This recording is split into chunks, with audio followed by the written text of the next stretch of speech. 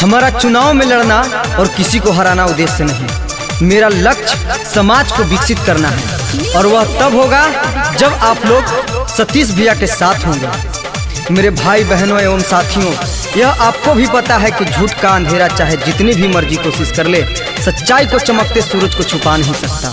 प्यारे दोस्तों, जिसने जनता के दिलों को जीत लिया हो उसे हराना इतना आसान नहीं होता। इसलिए आप लोग से हाथ जोड़ के निवेदन है, जिला परिषद के उम्मीदवार श्री सतीश भैया उर्फ पिंटू भैया को भाग संख्या 23 क्रम संख्या 8 आरी छाप पर बटन दबाकर भारी से भारी मतों से विजय बनाएं। जय हो, विजयी हो। पिंटू भैया जिंदाबाद जिंदाबाद जिंदाबाद, पिंटू भैया जिंदाबाद जिंदाबाद जिंदाबाद। अब की बटन कहाँ दबेगा, आरी छाप जा रहेगा। अब की बटन कहाँ दबेगा, आरी छाप जा रहेगा। हम लोगों ने ठाना है, पिंटू सिंह को जिताना है। जिला परिषद के भावी उम्मीदवार पिंटू सिंह के जितैया। जिला परिषद के भावी उम्मीदवार पिंटू सिंह के जितैया।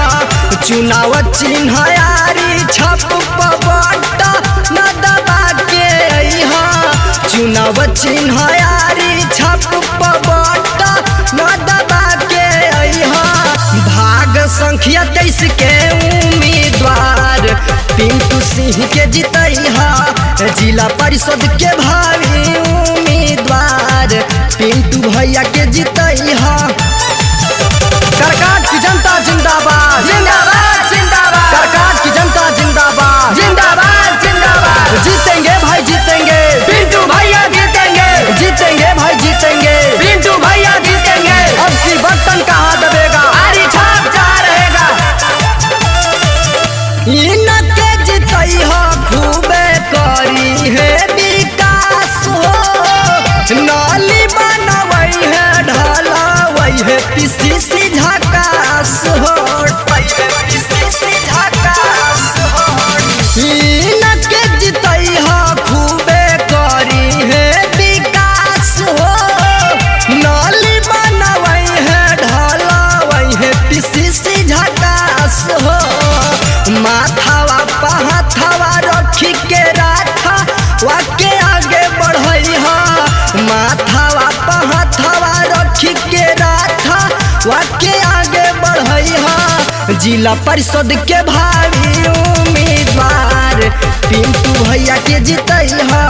चुनाव चिन्ह हरे आरी छाप भौजी बटन दबैया। हमारा नेता कैसा हो, पिंटू भैया जैसा हो। हमारा नेता कैसा हो, पिंटू भैया जैसा हो। करकाट की जनता करे पुकार, पिंटू भैया अब की बार। करकाट की जनता करे पुकार, पिंटू भैया अब की बार। अब की बटन कहाँ दबेगा, आरी छाप जा रहेगा। अब की बटन कहाँ दबेगा, आरी छाप जा रहेगा। जनता गरीबन के देवेले हरदम साथ हो। इनके जितैया पगड़ी शोभे हरदम माथ हो। पगड़ी के लाज रखे के बाद जनता गरीबन के देवेले हरदम साथ हो। इनके जितैया पगड़ी शोभे हरदम माथ हो। मुलटी पाला मार के सुना भौजी हो भोटवा देवे जइहा। उल्टी पाला मार के सुना भौजी हो भोटवा देवे जइहा। इनके जितैया अब की बार भौजी भूल न जइहा। जिला परिषद के भावी उम्मीदवार पिंटू सिंह के जितैया। पिंटू भैया जिंदाबाद जिंदाबाद जिंदाबाद, पिंटू भैया जिंदाबाद जिंदाबाद जिंदाबाद। अब की बटन कहाँ दबेगा, आरी छाप जा रहेगा। अब की बटन कहाँ दबेगा, आरी छाप जा रहेगा। हम लोगों ने ठाना है, पिंटू सिंह को जिताना है। हम लोगों ने ठाना है, पिंटू सिंह को जिताना है। नल जल घरे घरे पानी पहुँचाई है।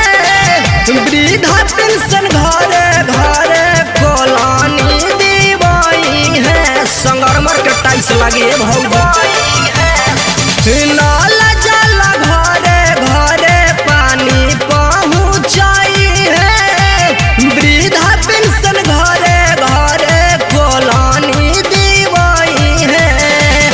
कहे हसमुख हल चल झासावा में केहू के नहीं हा कहे हसमुख हल चल झासावा में केहू के नहीं हा हवे भैया कर मठई ईमानदार इनके के जीतई हा जिला परिषद के भावी उम्मीदवार पिंटू भैया के जीतई हा। Recorded by Gunjan Recording Studio, Davnagar।